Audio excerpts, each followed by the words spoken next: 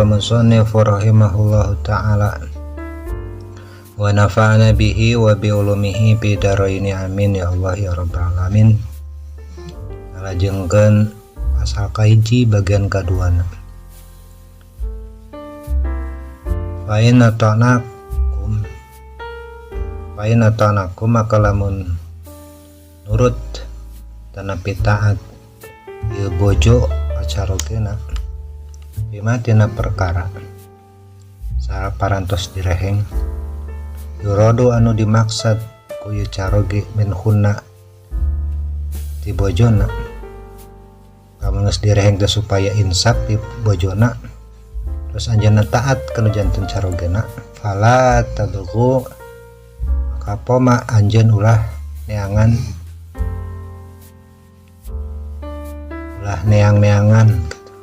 neang aranjeun kabeh ulah ngajieun-jieun hayala tatlubu tegas nama ulah neangan alasan alaihina ka bojona sabilan kana hiji perkara taurikon tegas nama hiji cara ila darbihina pikeun nenggel anjeun kan jadi bojo zulman karena halna arah-arah zalim. Jadi mun bojona tos insaf tos taat deui tos teu nusuz maka cara ge ulah neangan jalan pikeun bisa ngazolim atau napi nenggel anu jadi bojona. Wajalu sareng kedah ngajadikeun aranjeun kabeh karena perkara kana nu aya ieu mah teh min hunati bojona ka alam yakun saolah-olah teu aya eta kalakuan. Jadi lamun bojona tos insaf tos taat deui kanu kacarogena kudu ngajadikeun ieu caroge teh anu perkara nu dipidamel istrina teh seperti sesuatu nu teu pernah aya. Jadi popohokeun fa inna taiba maka risanya nyana jalma nu tobat nazanbi tina dosana eta kamen seperti jalma la zanba anu teu aya di dosa lahu ka eta jalma. Di jalma nu tobat mah dianggap terus teu gaduh dari dosa nunggu Allah Subhanahu wa taala. Allah kudu jadi peringatan eling-eling aranjeun kabeh ayatana bahu tegas nama kudu jadi emutan aranjeun kabeh. Innalakum sanyana eta tetep pikeun aranjeun pikeun caroge ala nisaikum ka bojo aranjeun kabeh haqqan ari anjeun ngabogaan hak walinisaikum sareng eta tetep keur bojo aranjeun alaikum ka aranjeun kabeh haqqan ari hak. Jadi caroge gaduh hak dinu jadi bojona oge sami gaduh hak dinu jadi carogena. Walinisaikum sareng eta tetep keur bojo aranjeun kabeh alaikum geus nama ka aranjeun kabeh hakon eta aya hak hakuhum maka ari hak aranjeun kabeh alaihina anu janten kawajiban bojo fala yutina maka ulah ngampihan ieu bojo hiji tah kawajiban bojo anu janten hakna caroge ulah ngampihan ieu bojo firasyakum kana amparan tanapi kana kasur lah kana kasur aranjeun kabeh saha lan jalma takruhuna anu dipikangewa eta man ku caroge aranjeun ku suami walayazana sareng ulah ngijinan ieu bojo pi buyutikum di pirang-pirang imah aranjeun kabeh liman kajalma takrohuna anu migawe anu dipikangewa ieu jalma ku aranjeun kabeh maksudna mah ulah ngijinan asup ka jalmi-jalmi anu teu dipikaresep ku bojona, sanajan eta pamaget teh wargi anu janten bojona. Lamun sakira-kirana ta caroge teresep kumargi aya sesuatu hal maka teu kenging ngaizinan anu jadi bojo ka bumi na anu janten carogena. Ala eling-eling wa haqquhna sareng ari pirang-pirang hakna bojo, hakna istri, alaikum pikeun carogena eta antuh sinu kudu gawe hade caroge ilaihinna kanu janten bojona. Fi kiswatihinna wa hade tina maparin pakaianana wa ta'amihinna sareng hade tina maparin katuangan nu janten bojona. Rawa parantos ngariwayatkeun adalah hadis kana ieu hadis saha Turmudi, Imam Turmudi wa Ibnu Majah sareng Ibnu Majah. Waqala sareng parantos ngadawuh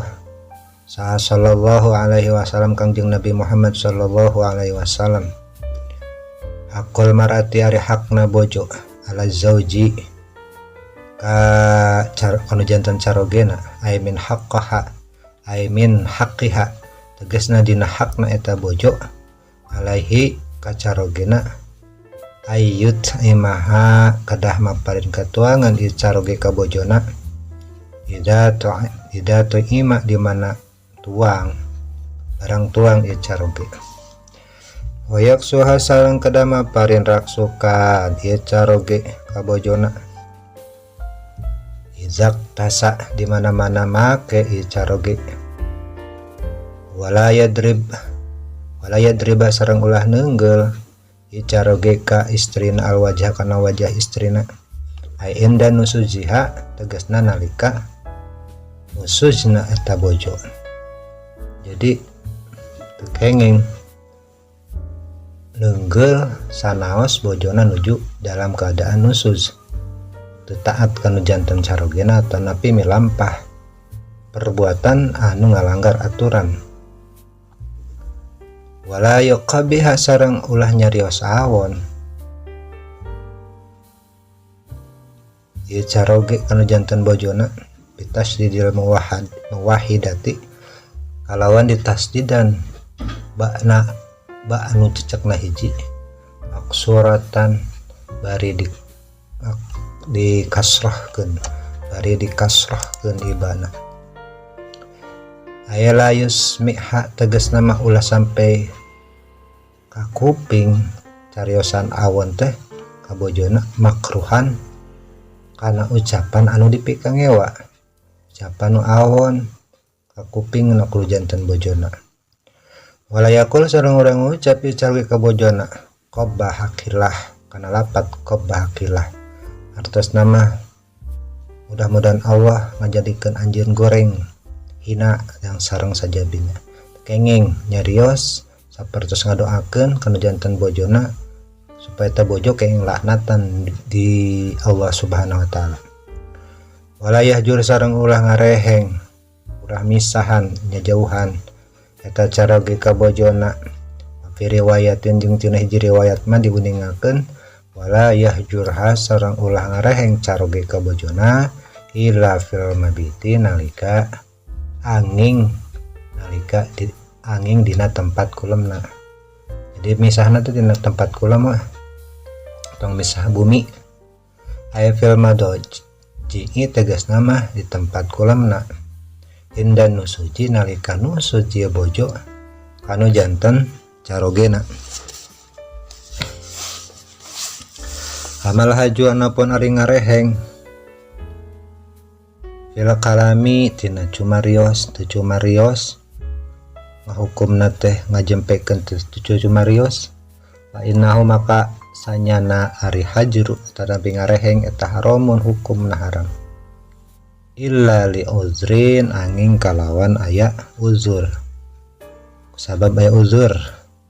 Rawahu Tabrani wal Hakim an Muawiyah bin Haidah bi fatil mahmalah. Wa qala sallallahu alaihi wasallam ayyuma rajulin talaki mana bae tajawaja anu ngawin eta lalaki imra'atan ka awewe ka hiji awewe alama tepan kana perkara qora anu saeutik minal mahri tina maharna au kasuratan napi seueur ieu mahar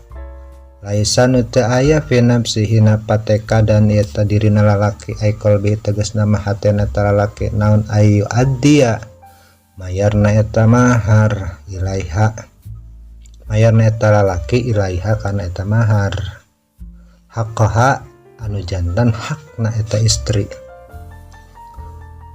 Seandainya maharna teh ditangguhkan dianjuk terus tina nalika akad anjeunna rek dibayar terus aya pateka dan hatena moal dibayar pamata terus maot eta jalma di mana-mana maot eta jalma walami addi jeung teu acan mayar eta rajul ilaiha kana eta mahar haqqan nu janten hak istrina nya maksudna mah mun aya paiteka dan moal mayar padahal anjeunna geus janji bade mayar mahar lakia maka bakal pependak eta rajul Allah nalika pendakna sareng Allah yaumal qiyamah dina poe kiamah wa huwa bari eta rajul teh eta janin anu zina dihukumna saperti jalmi nu zina teu mayar mahar anu geus dijanjikeun asimin tegasna menjalmi anu loba dosa. Al hadis ai iqra ul hadis tegasna mah lumaca anjeun kana ieu hadis. Rawahu Tabrani wa qala sallallahu alaihi wasallam inna min akmalil mu'minina saestuna eta tetep dina sapalihna pangsampurnana jalmi mukminin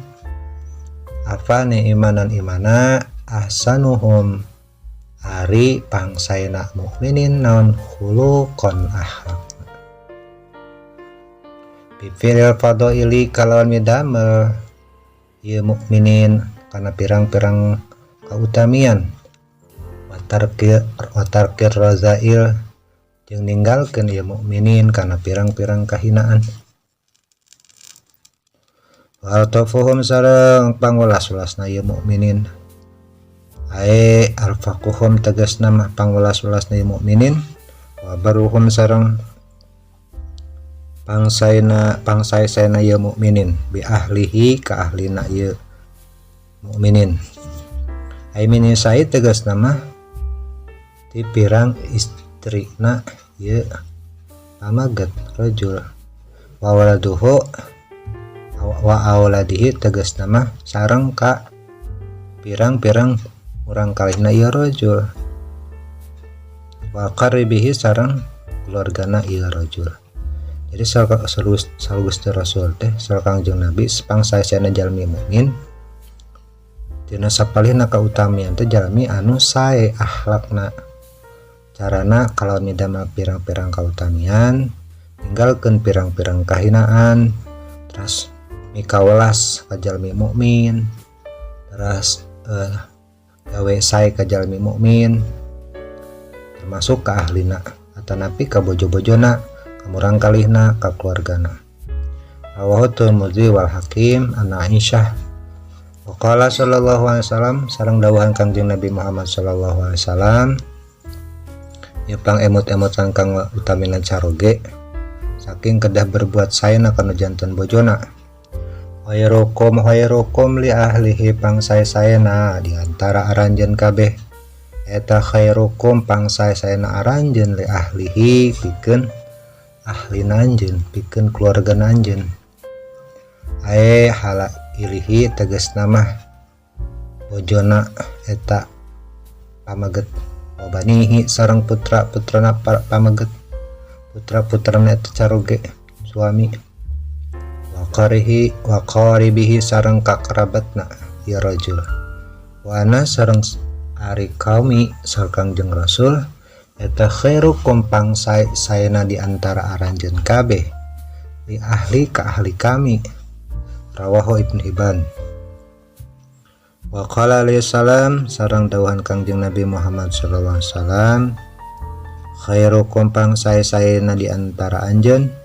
khairukum eta pangsae-saena anjeun linisaihi pikeun atau gawe sae kanu janten pamajikan anjeun. Wana sareng ari kami eta khairukum pangsaen di antara anjeun kabeh linisai ka bojo-bojo kami. Barakallahu li wa lakum. Mudah-mudahan manfaat tepang deui sareng kajian salajengna tina kitab Uqudul Jan. Assalam.